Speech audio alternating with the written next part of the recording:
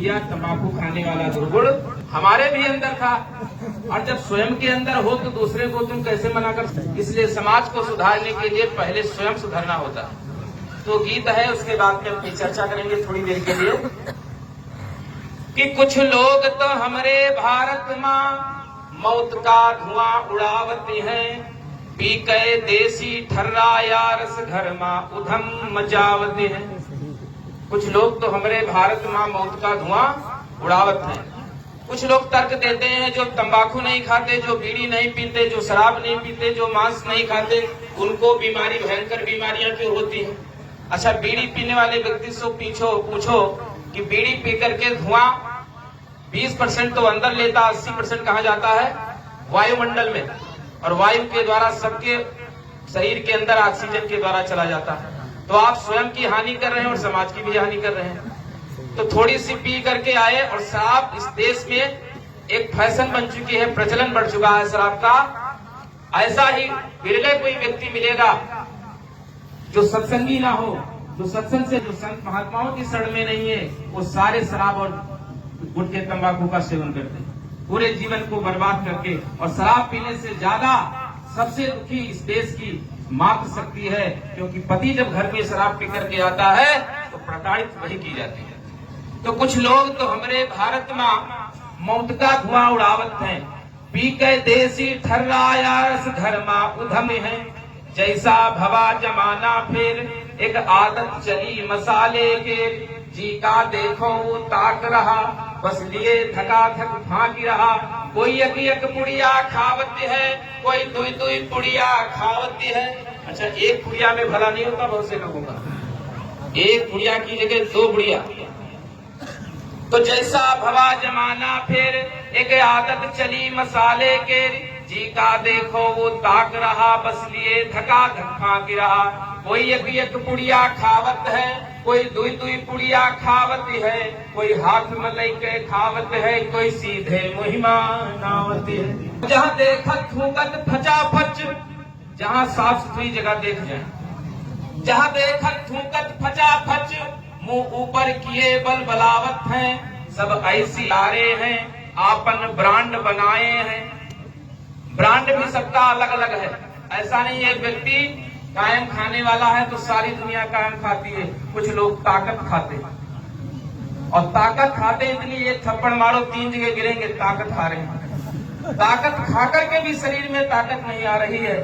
सब आपन ब्रांड बनाए हैं, तुलसी 000, पान पराग झांसिया हीरो, मावा शर्मावा अब पराग, मुंबई का निकट है सुहाग।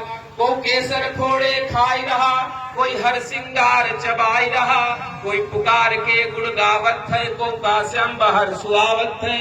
एक बात तो हमारी मान ले, गाठी माँ अपनी बांध ले, जो खावती हो तो छोड़ दो, तुम इससे नाता तोड़ ले। जो बात न हमारी मानत हो, अब सारे अवगुण पालती हो, एक रुपयन की किस्तन मायम पूरी का टिकटू कटावती हो। 1 रुपए की किस्त बन रही है, एक दिन आपको किस्त में मिलेगा। किसी का फेफड़ा खराब होगा, किसी की किडनी फेल होगी, किसी का लीवर खराब, को कैंसर हो जाएगा। ऐसे ऐसे इनाम आपको आगे चल करके आने मिलने वाले हैं, इसलिए बात ध्यान करके जाना है। तो भगवान, ये मन मंदिर भगवान का घर है, मंदिर भगवान का घर है। आपने देखा होगा करोड़ों रुपए लगा करके लोग मंदिर बना देते हैं, मार्बल टाइल्स इत्यादि सब लगा देते हैं। और भारतवर्ष में जितने भी मंदिर हैं, सारे मंदिरों की एक ही प्रक्रिया है, सुबह से शाम उसमें साफ सफाई, पूजा आरती, जन भंडारे इत्यादि, यही तो होता है। मंदिर चाहे छोटा हो या बड़ा हो, एक ही रूपरेखा सारे मंदिरों की है। मंदिर के अंदर लोग जूता चप्पल लेकर के नहीं जाते, मंदिर के अंदर लोग गुटखे शराब मांस आदि का सेवन नहीं करते। क्यों नहीं करते? मंदिर के अंदर का कौन है? भगवान है। इसीलिए तो लोग मंदिर में जूता चप्पल लेके नहीं जाते। अब ये विचार करें, जिस कंकड़ पत्थर के मंदिर को मनुष्य ने अपने हाथों से बनाया, उस मंदिर को कितनी स्वच्छता रखता है, कितनी सफाई रखता है, कितनी सुगंधित वस्तुएं उसके अंदर लगाई जाती हैं। लेकिन जो भगवान का बनाया मंदिर है, ईश्वर का, परमात्मा का दिया मंदिर है, इसको मन मंदिर, हृदय रूपी मंदिर कहते हैं। उस मंदिर के अंदर ये मनुष्य दुनिया की सारी गंदगी बटोर करके रखता है। परमात्मा जब इस सृष्टि की रचना की तो इस धरती पर 3 सफाई कर्मी भेजे थे। धरती की स्वच्छता के लिए 3 सफाई कर्मी। पहला सफाई था गांव के अंदर, जिसका नाम था मुर्गा। जो मनुष्य गंदगी इधर छूट छाट करके करता था, मुर्गा उसको खा करके गांव की गलियों को स्वच्छ रखता था। और दूसरा सफाई कर्मी था जो गांव के बाहर के गलियों को साफ करता था, जिसका नाम था सुअर। और तीसरा सफाई कर्मी था जल में रहने वाली मछली, जो जल के गंदगी को खा करके तालाब के पानी को स्वच्छ रखती थी। और ये 3 सफाई कर्मी परमात्मा ने इस धरती पर भेजे।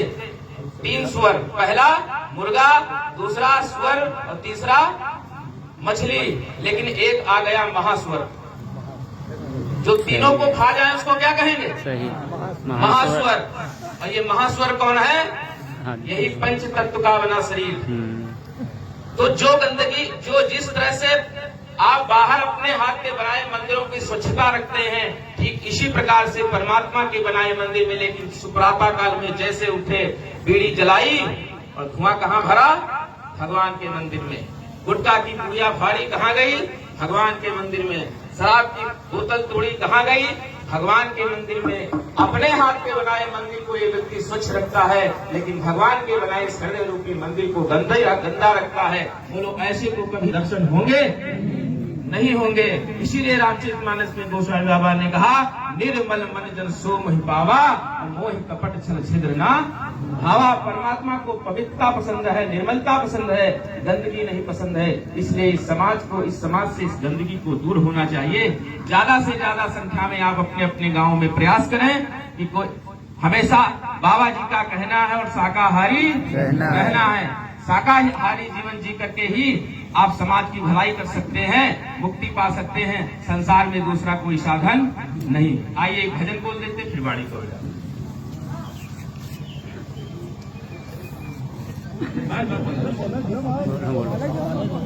एक भजन अंत में बोलेंगे बस।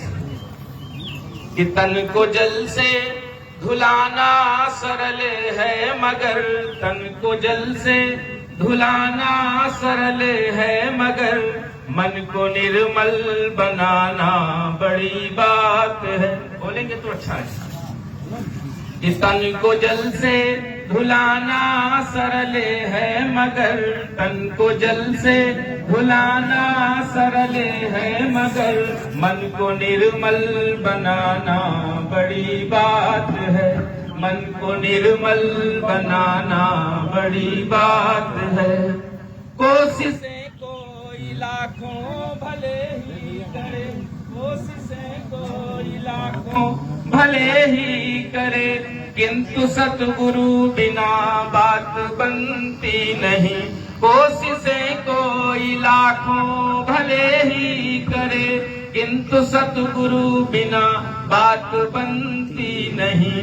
ग्रंथ पढ़ ज्ञान का लेना आसान है, ग्रंथ पढ़ ज्ञान का लेना आसान है, अपना आनंद पाना बड़ी बात है। ग्रंथ पढ़ ज्ञान का लेना आसान है, अपना आनंद पाना बड़ी बात है। पंथ में वेश में देश परदेश में, चित्त रहता फंसा राग और द्वेष में। पंथ में वेश में देश पा सरल है मगर, तन को जल से धुलाना सरल है मगर, मन को निर्मल बनाना बड़ी है। मन को निर्मल बनाना बड़ी बात है। बन के विद्वान विद्या के अभिमान में